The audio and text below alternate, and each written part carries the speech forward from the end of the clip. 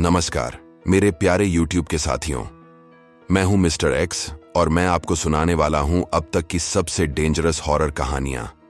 हाँ, मैं जानता हूं कि आपने काफी सारी हॉरर कहानियां सुन रखी होंगी, लेकिन वह सभी कहानियां केवल कल्पनाओं पर आधारित होती है।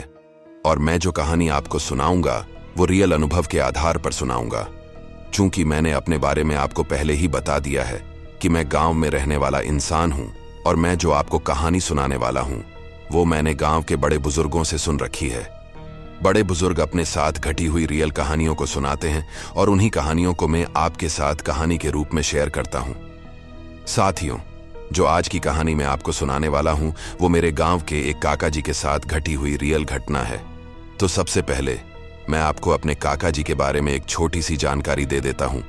मेरे काका जी का नाम मोहन है और वो सिटी के अंदर काम करते हैं, और सिटी हमारे गांव से लगभग 2 से 3 किलोमीटर की दूरी पर है।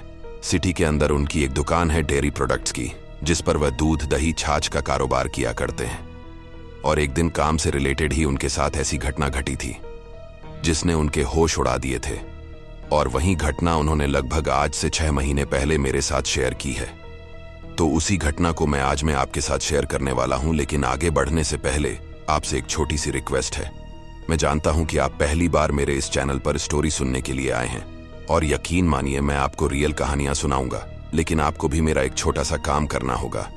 आपको इस चैनल को सब्सक्राइब करना होगा ताकि मुझे आप पर पूरा यकीन हो जाए कि आप मेरा पूरा सपोर्ट कर रहे हैं। आपको इस काम में केवल 1 सेकंड लगेगा, लेकिन इससे मुझे बहुत हौसला मिलेगा। तो चलिए बिना टाइम खराब किए आगे बढ़ते हुए हम इस स्टोरी को शुरू करते हैं। और अब ये स्टोरी हम अपने काका जी की जुबानी में सुनने वाले हैं। प्यारे साथियों, जैसा कि ये तो आपको पता चल ही गया कि मेरा नाम मोहन है और मेरी डेयरी प्रोडक्ट्स की दुकान है, जिसमें मैं दूध, दही, छाछ वगैरह का कारोबार करता हूँ। दोस्तों, दूध, दही और छाछ वगैरह ये मेरे पास एक बड़ी डेयरी फार्म से आती है, और मैं उन्हें अपने दुकान में फ्रिज वगैरह में रखता हूँ और दिन भर फिर उनको कस्टमर को बेचता हूँ। अब ये तो आप जानते हैं कि जो दूध, दही और छाछ हैं उनकी 1-1 या 2-2 किलो की थैली आती है, और यह बड़ी डेयरी फर्म में पैकिंग होती है, और फिर छोटी छोटी डेयरी की जो दुकानें हैं वहां पर इनकी सप्लाई की जाती है। अब दोस्तों, जो सप्लाई करने वाला साधन होता है वो रोज हमारे पास करीब 8-10 बजे के बीच में आता है, और 10 बजे तक मैं उन दूध की थैलियों को ट्रक से उतार कर अपनी दुकान में सेट करने के बाद दुकान को बंद करके फिर घर पे पहुंचता हूं। और चूंकि ये आपको पहले ही बता चुका हूं कि मेरी दुकान गांव से लगभग 2-3 किलोमीटर दूर सिटी में है, तो फिर जब मैं वापस घर पे आता हूं तो मेरे पास खुद की कोई बाइक या कोई दूसरा साधन नहीं होता है। तो मैं रोज 10 बजे दुकान बंद करके फिर घर पे पैदल ही पहुंचता हूं। और जो 2-3 किलोमीटर का रास्ता है वो बिल्कुल सुनसान रास्ता है। हालांकि आज तो उस रास्ते पर रोड वगैरह निकल गई है, लेकिन जब मेरे साथ ये घटना घटी थी उस समय वह कच्चा रास्ता था, और रास्ते के दोनों तरफ ऊंची ऊंची मिट्टी की दीवारें बनी रहती थीं, जैसा कि अमूमन गांव में ऐसा ही देखने को मिलता है। और ये हमारा रोज का रूटीन रहता है। लगभग 10 या 11 बजे ही मैं रोज घर पे पहुंच पाता था, और तभी जाकर खाना वगैरह खाता था, और फिर सुबह उठकर के 6 बजे से दोबारा वही रूटीन फॉलो करता हूं।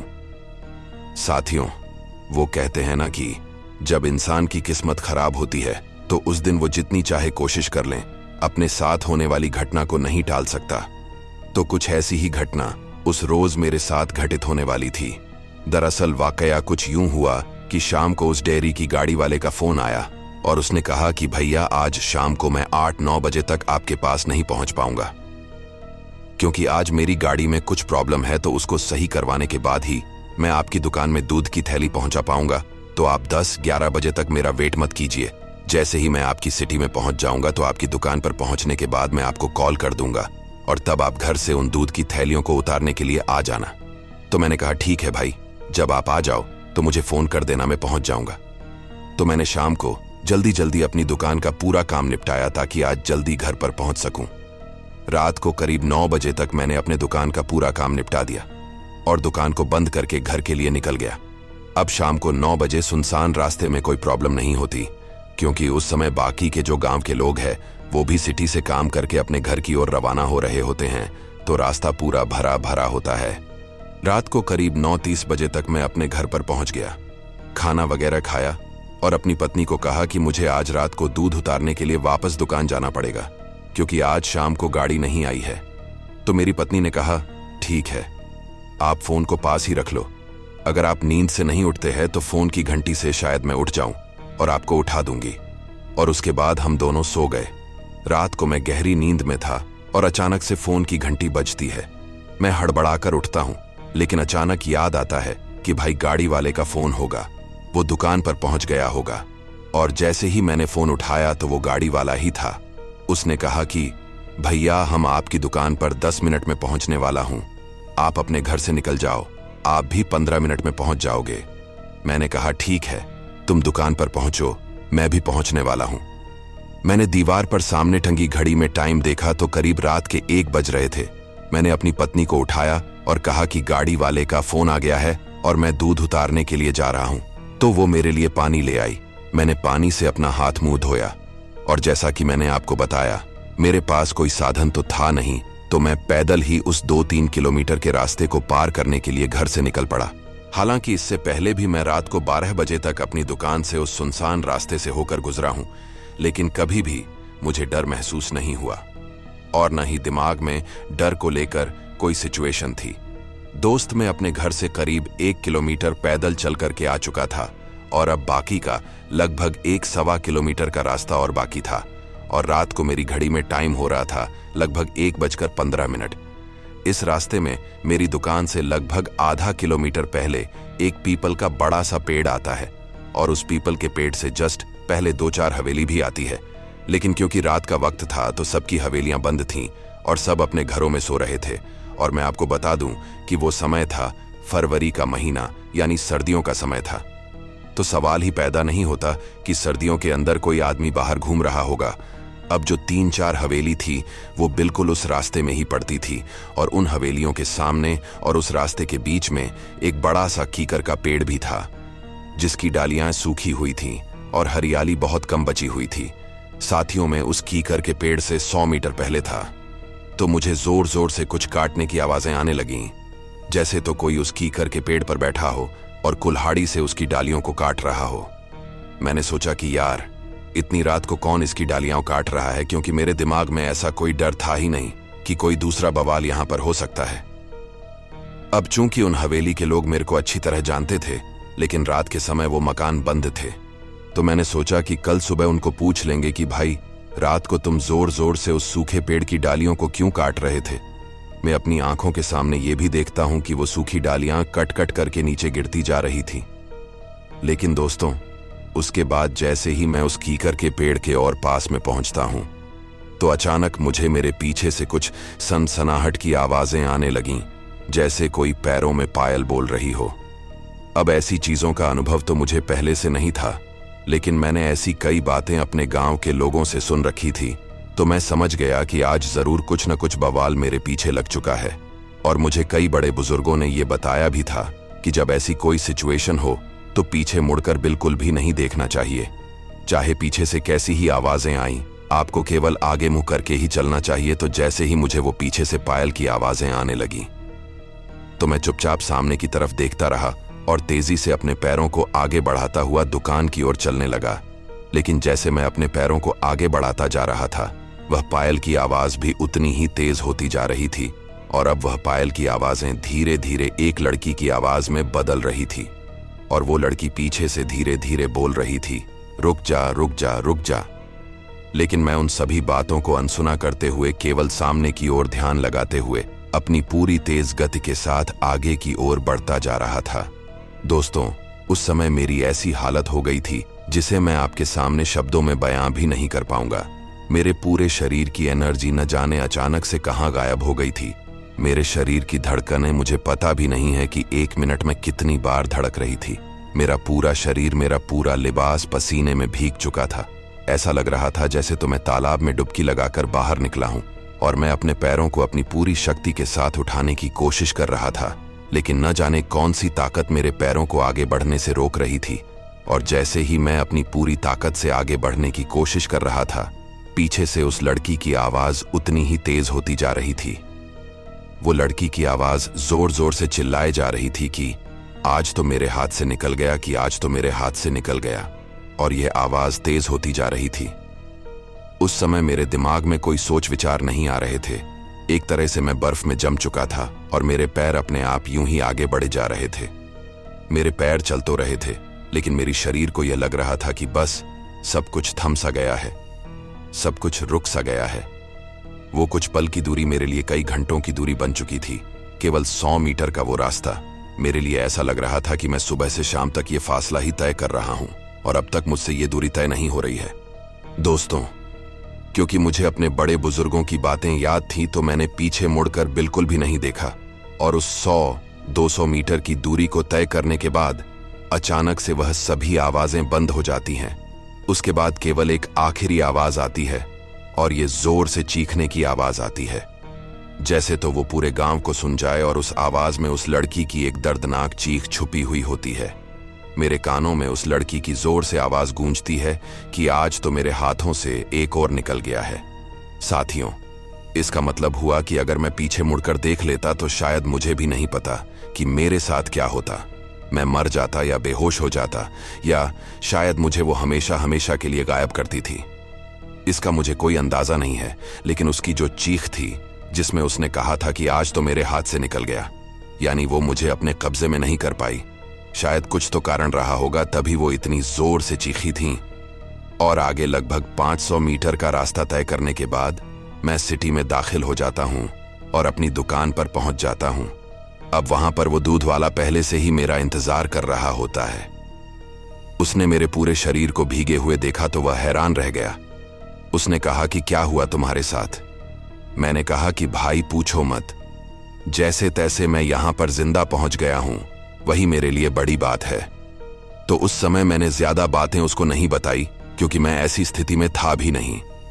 और मैंने उससे कहा कि मैं केवल यहां पर बैठा रहूंगा, तुम्हें जो दूध उतार के जाना है, जितनी केन तुम उतार के जाओगे तुम उतार के चले जाओ। अब गाड़ी वाला जानकार था, वो हमेशा हमें दूध देने के लिए आता था, तो उसने मेरी मदद की, मुझे बैठाया और खुद ही दूध को उतारा। और मेरी दुकान में एक छोटा सा स्टोव था और चाय बनाने का सामान था, तो उसने खुद ही चाय बनाई और खुद भी पी और मुझको भी पिलाई। उसने कहा कि घर पर जाना है कि नहीं जाना, तो मैंने कहा कि अब तो दोबारा मेरे में घर में जाने की हिम्मत नहीं है, मैं अपनी दुकान में ही सो जाता हूं। तो उसने कहा ठीक है। मैं दुकान के अंदर घुसा, थोड़ी सी जगह बनाई और वहां पर ही एक चद्दर वगैरह बिछा के लेट गया और दुकान के शटर को डाउन कर दिया। लेकिन मुझे नींद कहां आने वाली थी। मेरे दिमाग में तो बार बार केवल वही आवाजें घूम रही थी कि आज तो मेरे हाथ से निकल गया। और वो जो कीकर के पेड़ से डालियां कट रही थी, वो दिमाग में घूम रही थी कि आधी रात को डालियां कैसे कट रही थी। उस समय उस पेड़ के ऊपर कोई बैठा भी नहीं था, तो फिर कुल्हाड़ी की आवाजें कैसे आ रही थीं। ऐसे ही सुबह 5 बजे तक मेरे दिमाग में ये बातें घूमती रहीं और बार बार मुझे अपनी ही दुकान में पहली बार डर महसूस हो रहा था। और सुबह 5 बजे के बाद शायद 1 घंटा भर मुझे थोड़ी बहुत नींद आई। सुबह अचानक मेरे फोन की घंटी बजती है तो मैं नींद से उठता हूं। देखा तो वो मेरी पत्नी का फोन था, क्योंकि रात को मैंने अपनी पत्नी को बिना फोन किए ही दुकान में रुकने का फैसला कर लिया था। और फिर रात को उसको भी नींद आ गई होगी और सुबह जब वह उठी तो उसने देखा होगा कि कमरे में मैं नहीं हूं। तो उसने मुझे फोन किया, तो मैंने उसे फोन पर तो कुछ नहीं बताया और कहा कि रात को दूध की थैलियां उतारने में लेट हो गया था तो मैं वहीं पर सो गया। तो उसने कहा ठीक है, आप घर पे आ जाओ, आपके लिए चाय बनाकर तैयार रखती हूं। मैंने मोबाइल में टाइम देखा तो सुबह के 6 बजे हुए थे। मैं दुकान से बाहर निकला और वापस दुकान के शटर को बंद किया और घर जाने के लिए रवाना हुआ। वैसे मैं रोज सुबह 6 बजे आकर अपनी दुकान को खोलता हूं, लेकिन आज मैं सुबह दुकान को बंद करके अपने घर की ओर जा रहा था। दोस्तों, दुकान से निकलने के बाद मेरे दिमाग में रात वाली घटनाएं ही घूम रही थीं और मैं चुपचाप सुन्न होता हुआ सड़क पर चला जा रहा था और सोच रहा था कि उस जगह पर पहुंचने के बाद देखूंगा कि वो जो रात को पेड़ कट रहा था, क्या वाकई में वहां पर नीचे डालियां पड़ी हुई है। आखिरकार 500 मीटर चलने के बाद मैं सेम उसी जगह पर पहुंच गया था जहां पर रात को मेरे साथ वो घटना घटी थी। मैं सोचता जा रहा था कि उन हवेलियों वालों से पूछूंगा कि भाई रात को पेड़ कौन काट रहा था। लेकिन दोस्तों, जैसे ही मैं उस जगह पर पहुंचा तो मैं वहां पर यह देखकर हैरान था कि वो जो कीकर का पेड़ था वो मेरी आंखों के सामने एकदम सही सलामत खड़ा था। मुझे अपनी आंखों पर विश्वास नहीं हुआ कि ये कैसे हो सकता है कि जिस पेड़ की डालियों को मैंने अपनी आंखों के सामने नीचे गिरते हुए देखा है, आखिर वो डालियां अब वापस दोबारा पेड़ पर कैसे लगी हुई हो सकती है। अब क्योंकि सुबह हो चुकी थी तो वो हवेलियों के लोग भी बाहर बैठे हुए थे, तो मैंने उनसे कहा कि भाई, रात को तो यहाँ पर डाली कट रही थी, लेकिन अब तो मुझे कोई कटी हुई डाली नजर ही नहीं आ रही। क्या तुमने वो डाली उठा करके घर के पीछे तो नहीं रख दी है? तो उन्होंने कहा कि ऐसा कुछ भी नहीं था, हमने रात को कोई इस पेड़ की डाली वगैरह नहीं काटी है। लेकिन इतना सब कुछ बोलने के बाद उनमें से एक बुजुर्ग आदमी मेरी बात को समझ चुका था। उसने मुझे अपने पास बुलाया और कहा कि रात को तुमने क्या देखा था और तुम्हारे साथ क्या घटना घटी थी। तो मैंने एक सांस में अपनी रात वाली पूरी घटना को उस बुजुर्ग आदमी को बताई। उस बुजुर्ग आदमी ने मुझे अपने पास बैठा लिया। वही आसपास जो 2-4 आदमी और खड़े थे उनको भी बैठा लिया और कहा कि उसे मेरी बताई हुई बात पर पूरा यकीन है, क्योंकि ऐसा मेरे साथ ही नहीं, पिछले 6 महीने से गांव के बाकी लोगों के साथ भी ऐसा हो चुका है। मैंने उनसे पूछा कि रात को जो लड़की की आवाजें आ रही थीं, वो लड़की कौन थी और क्यों वो आने जाने वाले लोगों को परेशान करती है और वो लोगों से चाहती क्या है। तो उन्होंने कहा कि बेटा, ये कहानी आज की नहीं है, बल्कि आज से 20 साल पहले की है। आज से 20 साल पहले हमारी इन हवेलियों के पीछे ही एक 20 साल की लड़की रहा करती थी। वो लड़की अकेली नहीं थी, बल्कि उसके साथ उसकी मां भी थी। अब 20 साल पहले गांव में इतना विकास तो था नहीं कि पक्के मकान बनाए जा सके, तो वो झोपड़ी में रहा करती थी। उस समय गांव के अंदर ज्यादातर झोपड़ियों के मकान ही हुआ करते थे और उन झोपड़ियों के अंदर एक सबसे बड़ी समस्या ये थी कि अगर कहीं पर थोड़ी सी भी चिंगारी लग जाती तो पूरे घर में आग लग सकती थी, यानी एक छोटी सी लापरवाही पूरे घर को जला सकती थी। उन झोपड़ियों के अंदर आग लगना एक नॉर्मल बात थी, क्योंकि उस समय गांव में हर 1-2 दिन से किसी न किसी झोपड़ी में आग लग जाया करती थी। ऐसे ही 20 साल पहले उस झोपड़ी के अंदर वो माँ और बेटी रहा करती थी। अब एक दिन क्या होता है कि शाम के वक्त पास में से एक चिंगारी उठती हुई आती है और उस झोपड़ी को लग जाती है, और अचानक से वो दोनों माँ बेटी कुछ समझ पाती, आग पूरे घर को घेर लेती है। उस घर के अंदर कुछ बकरियां भी बंधी हुई थीं, तो वो लड़की और उसकी माँ उन बकरियों को निकालने के लिए उस झोपड़ी के अंदर घुस जाती है। लेकिन उन्हें इतना मौका नहीं मिल पाता है कि वो उन बकरियों को बाहर निकाल सके, बल्कि वो खुद ही उसके अंदर फंस कर रह जाती है।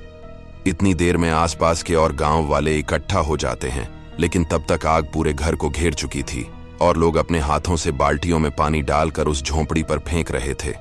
अब पुराने जमाने में मोटर वगैरह या लाइट वगैरह तो गांव में होती नहीं थी, तो लोग पास के तालाब में से पानी भर भर कर वहां पर फेंक रहे थे। अब चूंकि उन बाल्टियों से कितनी आग बुझाई जा सकती थी, तो वो दोनों माँ बेटी उसी घर के अंदर उस आग में झुलसकर खत्म हो जाती है और आखिर में आग समाप्त होती है तो केवल उन दोनों माँ बेटियों के कंकाल लोगों को देखने को मिलते हैं। अब जो बुजुर्ग आदमी मेरे को ये बातें बता रहे थे, थोड़े बहुत तांत्रिक विद्याओं के भी जानकार थे, तो उन्होंने कहा कि वो लड़की आग में जलने के 6 महीने बाद ही इस रास्ते में आने जाने वाले लोगों को परेशान करने लगी थी, और आज से 20 साल पहले भी वह लोगों को ऐसे ही परेशान किया करती थी। तो आखिर में उससे परेशान होकर के हमने उसका एक पुख्ता इलाज किया। वे एक बड़े से बाबा जी को बुलाकर उसको एक बोतल के अंदर कैद करवा दिया, और तब से उसने लोगों को परेशान करना बंद कर दिया था। तो मैंने उस बुजुर्ग आदमी से कहा कि जब वह बोतल में कैद है तो फिर रात को वो बाहर कैसे आई और मुझे परेशान क्यों किया, और उस लड़की ने ऐसा क्यों कहा कि आज तो मेरे हाथ से निकल गया, क्या वो मेरी दुकान तक भी पहुंच सकती है। तो उन्होंने कहा कि वह रात को ही बाहर नहीं आई थी, बल्कि पिछले 6 महीने से वह दोबारा इस रास्ते पर आने जाने वाले लोगों को परेशान करने लगी है। 6 महीने पहले जिस बाबा जी ने उसको बोतल में कैद किया था, उसकी मौत हो चुकी है, और जिन जिन आत्माओं को उसने अपने वश में किया हुआ था, वो सभी आत्माएं आजाद हो चुकी है, और उन्हीं आत्माओं में से एक आत्मा इस 20 साल की लड़की की है, जो अब दोबारा इस रास्ते पर आ चुकी है और रात में जाने वाले लोगों को परेशान करती है। और रही बात तुम्हारी दुकान तक पहुंचने की, तो उसकी इतनी हिम्मत नहीं है। वो केवल इस 100 से 200 मीटर के एरिया तक ही अपनी ताकत का इस्तेमाल कर सकती है, और इसी एरिया के बीच में वो लोगों को डरा धमका सकती है। इस 200 मीटर की एरिया को पार करने के बाद उसकी शक्ति खत्म हो जाती है, तो वो न तो सिटी के अंदर दाखिल हो सकती है और न ही पीछे गांव के अंदर जा सकती है। वो केवल इस सुनसान रास्ते के 200 मीटर के एरिया तक लोगों को परेशान कर सकती है। तो मैंने कहा कि दोबारा उस लड़की का शायद कोई तो समाधान होगा। तो उन्होंने कहा कि हाँ, हम इस बारे में कुछ समाधान करने की कोशिश कर रहे हैं। इसके बाद मैं वहां से चलकर अपने घर की ओर आ गया और घर पर जाकर मैंने एक बड़ा डिसीजन तो ये लिया कि मैं अब दोबारा उस रास्ते पर रात के समय पैदल नहीं जाऊंगा, बल्कि एक बाइक खरीदूंगा। और उसके 3 दिन बाद ही मैंने एक स्प्लेंडर प्लस बाइक खरीद ली। हालांकि उस घटना के बाद मुझे अभी तक तो रात के 1 बजे दूध उतारने के लिए नहीं जाना पड़ता, क्योंकि गाड़ी शाम को ही आ जाती है। लेकिन अगर फिर भी ऐसी कभी सिचुएशन बनती है तो उसके लिए मैंने अब अपनी खुद की बाइक खरीद ली है, ताकि ऐसी किसी घटना से मैं बच सकूं। तो साथियों, यह थी हमारे गांव के काका जी की कहानी, जो उनके साथ रियल में ये घटना घटी थी। वो पूरी कहानी मैंने आपको उन्हीं की जुबानी में सुनाई है और उम्मीद करता हूं कि शायद ये कहानी आपको काफी पसंद आई होगी। दोस्तों, मैं जानता हूं कि आप ऐसी काफी सारी हॉरर स्टोरी सुनते होंगे, लेकिन वो सभी कहानियां, जैसा मैंने आपको पहले बताया, केवल कल्पनाओं पर आधारित होती है। और यहां पर मैं आपको जो स्टोरी सुनाता हूं वो रियल अनुभव से जुड़ी हुई होती है। मैं बिना किसी लाग लपेट के जैसी स्टोरी होती है, सम टू सम आपको वैसे ही सुनाने की कोशिश करता हूं। बाकी आपको अगर कुछ वीडियो में कमी लग रही है तो मुझे आप कमेंट बॉक्स में बिना किसी झिझक के अपना छोटा भाई समझ के अपनी कोई राय देनी हो, अपने कोई विचार साझा करने हो तो बेझिझक कीजिए। मैं उन पर पूरी तरह से अमल करने का प्रयास करूंगा। तब तक के लिए नेक्स्ट स्टोरी का वेट कीजिए। अपना ख्याल रखिए और दूसरों का भी ख्याल रखिए।